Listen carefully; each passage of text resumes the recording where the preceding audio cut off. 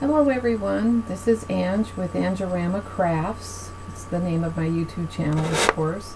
I have a couple of journals to share with you today that I've been making. The first one is a crafting journal that I use. I created this with just your standard journal book from Walmart. Usually about $1, sometimes less. I think I've got these for 88 cents a piece. The paper line, of course, is Tim Holtz, and I use some of the Tim Holtz stickers. And there definitely needed to be a bicycle on there. Fortunately, that was part of the stickers as well. Let's see if I can try a little bit closer. The thing I love about both of these journals is they are functional. This is the one that I use for my craft notes. I keep information in there about some of my favorite YouTube channels. I keep quotes and sketches in there as well, and other notations that I want to make about my crafting experience. Let's see, I included a piece of ribbon. It's kind of a cream colored with a gap in the middle. I wanted to attach a pencil because I'm always digging around for pencils to write stuff down or draw a quick picture of something I'm viewing. So this is a heavier pencil that I really like for quick sketching. The journal itself is your standard size, and I used a couple of lines of Tim Holtz paper. The back is out of one of the pages. The front is actually the back carton of the 12 by 12 paper from the packaging. I really like the small form, the pattern paper, the littler butterflies, and the bird. The stickers, of course, are Tim Holtz, and I put my little Ange on there. For the inside cover, I made a double pocket so I could slide things on the side. It does go down further. And then the front pocket, of course. Tim Holtz line. I picked out the flowers that I liked in the paper pad and just cut the paper to that size. The tabs that I added to them are actually just tabs that I had made using my envelope punch board. I cut the rectangle piece about how far I wanted it to hang down, and then punched the corner, flipped it, and punched the other corner. I don't have any of the fancy tab makers, and so this was just a quick, efficient way to make my own little tabs. Seems like when I cut them, they never turn out even, so the envelope punch board's a great thing. You've probably seen other YouTube videos showing how they make the pages. I just took and glued the two pieces of paper together, and then put cardstock, of course, on both sides, and then added the little tab at the very last. And there's more bugs. I haven't put any pockets yet on this, and I will if I need to. Here's a bird, a tab, more of the rustic looking paper. Another bird. He looks like he needs something metallic, but he's fine for now. I really like this rustic background behind the yellow flowers, and I did use the soot die pad.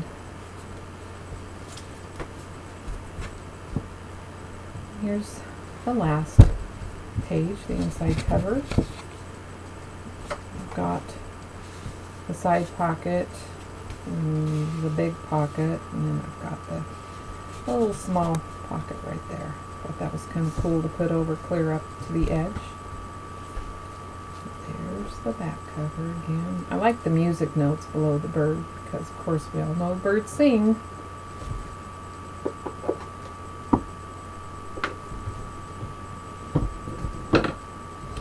This is a journal I made for my daughter. I wanted her to be able to use it at work or for her own artwork notes and whatnot. She works in a really neat bridal shop in Spokane Valley, Washington, and she was telling me she has a lot of notes and stuff that she has around, so I thought, she could probably use this and put things in it that she needs to have all together with her. The charm I had a lot of fun making. Starts with the coat hanger, because of course we're dealing with clothes in a bridal shop, of course. I put together a little dragonfly, and I put some stickles on its wings so it looks a little bit turquoise. I'm not quite sure why. I added some beads and a little bell just to be silly and noisy. Here's a little mirror that you can, I haven't taken the plastic off it, she can take it off, but it actually is a little mirror inside that will reflect. And then my favorite is the little angel charm. I stuck a little rondelle underneath it, and I used some crystal beads. My friend Ardeen is somebody that's been instrumental to get me going on my charm making, taking some of the mystery out of it and helped me put together some pretty cool charms. The cover is again the Tim Holtz. I just love this fashion gal. I think my mom had a hat like this that she wore in the 60s. I thought it was pretty cool. Here is the Prima paper, and I did put stickles up and down it, but the camera doesn't pick it up too well. Big shout out for my buddy Little Rhonda Lee. She's the one who inspired me to make these flowers. To continue on with the charms. Sorry about that. There's another angel. I had to add a silly little bead to the head to make it wiggle. These centers were from my dear friend Crafty Irina. Came in some Happy Mail I happily received from her. Here's another dragonfly. The actual flowers are a piece of canvas circle and then canvas squares, and I think these were about 1 1/4 inch, and you double fold and offset the squares, and you glue 4 of them down, and then you do the same thing with the lace on top, and you can put a little tulle underneath if you want to make it more foofy. The curtain I used, the lace here was actually a curtain that I purchased from the Goodwill. It was quite a good size sheer curtain that looked lacy, and it had several patterns in it, and so I cut up some squares from that in order to make the fluffy top part of the flower. There's a few roses in here, and then there's some additional ribbon that I stuck underneath. And here's a little one. This one is just about 1 inch by inch triangles for this one. For the lacy edge that I have here, I actually glued down the piece of lace, put the cover on top of it, of course glued that down, and then I added some stickles into the center after I was all done, because I wanted the lace to really pop. Unfortunately, the lighting, if I put too much light, it washes out the actual craft color if I put too much light on, and I can't make it any darker in here except for shutting the blind. I am filming this in the morning. On the inside cover, I wanted to stick a little pocket there, and she can put things there if she likes. This is also Prima, and this is large 12 by 12 Prima, the romance novel, and this is a smaller from the 6 by 6 pad. It's pretty neat pad, and that came to me from Crafty Irina, one of her Happy Mails. Okay, so here is a shallow pocket, and that works pretty well for putting little things in it. The sections that I created, I apologize, it's really going to be hard to see, so I'm going to try to go fast and explain what I used.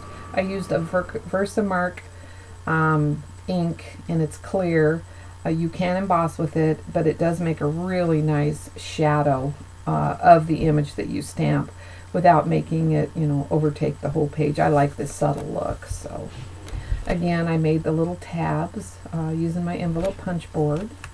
I don't know if you can see this one. This is a Heidi Swapped stamp that I really love. It has all kinds of music notes on it. Let's get going. This page, it's again difficult to see, but it's dress forms and perfume bottles. This page has dress forms and hat boxes. And this is a stamp that I've had for a really long time. I don't know if you can see it when I play it back or not, but it has a face on it, and this has been fun because you can stamp it and cut it out in sections and make it three-dimensional on cards. Love that.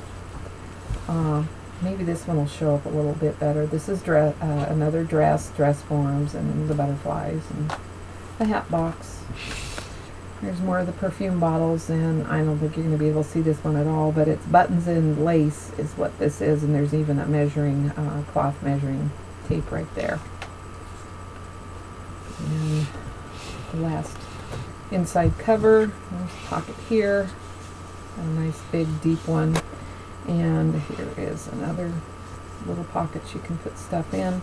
And I wanted to put a little section in there for her to be able to put her name and phone number in case this got misplaced or left behind when she was assisting someone. And there's a little bit of lace here. I didn't put the stickles on that, but that's okay. And then put her initials on the back. And then here is another really cool shot of the little dress form. So, well, those are my two journals. I had a lot of fun making. I really love the fact that they're super functional. And let me just say happy St. Patrick's Day, and thanks for watching.